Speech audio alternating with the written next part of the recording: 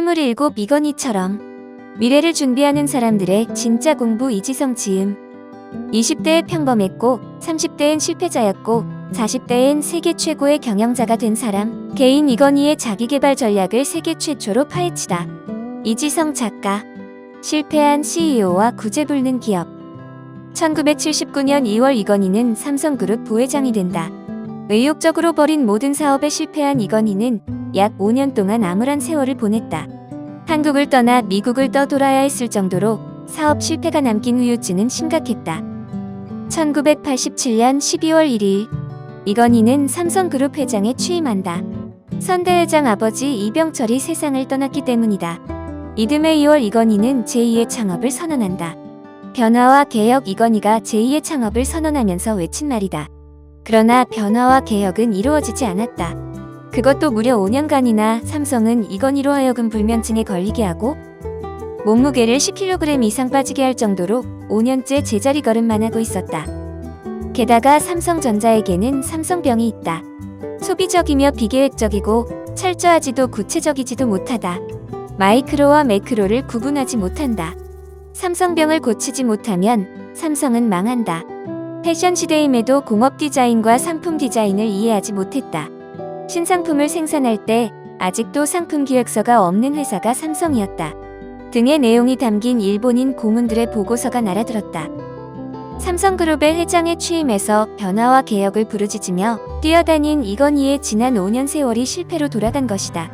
이건희가 부회장으로 일한 8년, 회장으로 일한 5년, 즉 총 13년의 세월 동안 스디슨 필패의 잔을 들이키며 절치부심하고 있을 때 삼성은 일본, 미국 등 선진국 시장의 가전제품 매장 구석에 수년씩 처박혀 먼지만 잔뜩 먼지만 뒤집어 쓰고 있는 그런 제품들을 열심히 만들어내고 있었다. 이건희는 이 구제불능의 기업을 불과 몇 년 만에 전 세계가 주목하는 기업으로 바꾸어 놓았다. 철저하게 실패한 CEO였던 자신을 눈부시게 성공한 CEO로 변화시켰음은 물론이다. 이건희의 비결은 무엇이었을까? 성공의 방법을 이미 알고 있었다. 1993년은 이건희 자신이 파격적으로 변화한 해이다. 구체적으로 살펴보자. 1. 1993년 1월 신년사. 지금 당장 변화하지 않으면 당장 망한다. 2. 1993년 2월 삼성그룹 사장단과 로스앤젤러스 전자부분 수출품 현지 비교평가회의 여러 세계일 유상품과 나란히 비교하는 자리였다. 삼성이 얼마나 수준 낮고 초라한 제품을 만들었는지 철저히 깨닫도록 하는 자리였다. 각국 전시 매장에 들러 삼성 제품이 뽀얀 먼지로 뒤집어 쓴 제 구석에 처박혀 있는 모습을 보여주었다. 1993년 3월 삼성 임원진과 도쿄를 동행하여 삼성 제품이 도쿄에서도 천덕꾸러기 취급을 받는 것을 보여주었다. 도쿄에서 임원진과 12시간 토론을 했다. 1993년 6월 프랑크푸르트에서 삼성 신경영을 출범시켰다. 1993년 6월 7일부터 8월 4일까지 런던, 오사카, 후쿠오카, 도쿄를 돌며 임원들 해외 간담회를 거졌다. 대학, 기관, 매스컴에 나가서 강연과 인터뷰를 했다. 1993년에 이건희는 전혀 달랐다. 임원들에게 카리스마를 유감없이 보여주었는가 하면 한 번 입을 열면 8시간, 16시간씩 의견을 쏟아냈다. 이건희는 그 정도로 충격적인 변화를 보여주었다. 이건희의 변화는 삼성의 변화로 이어졌다.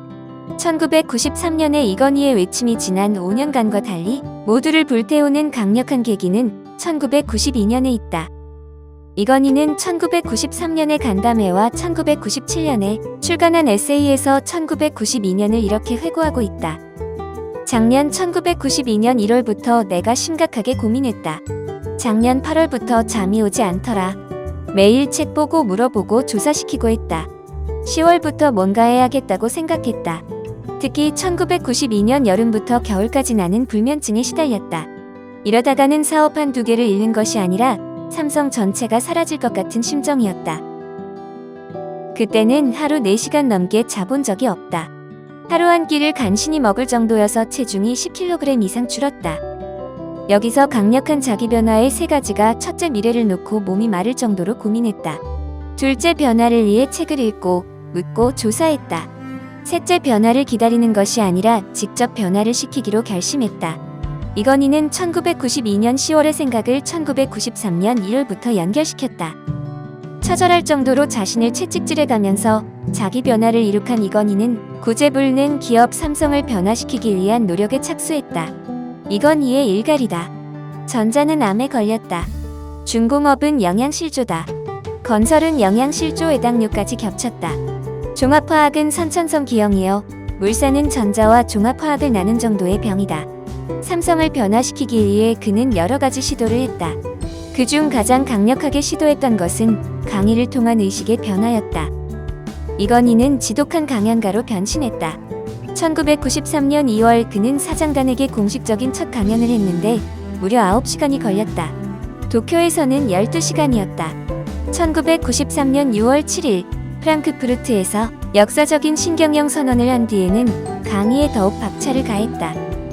런던, 오사카, 후쿠오카, 도쿄를 오가면서 68일 동안 임직원들을 대상으로 해외 간담회라는 것을 가졌는데 사장단을 대상으로는 800시간 동안 강의를 했고 임직원 1800명을 대상으로는 350시간 동안 강의를 했다.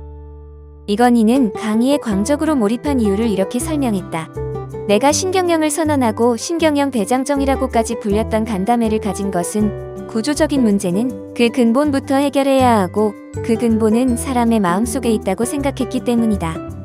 그러니까 이건희는 사람이든 조직이든 변화하려면 무엇보다 먼저 사고방식이 변해야 하는데 오직 강의를 통해서만 이를 가능케 할 수 있다고 판단한 것이다. 이건희가 삼성을 변화시키기 위해서 강의에 목숨 걸었다는 것은 이건희가 강의에 쓴 돈만 봐도 잘 알 수 있다.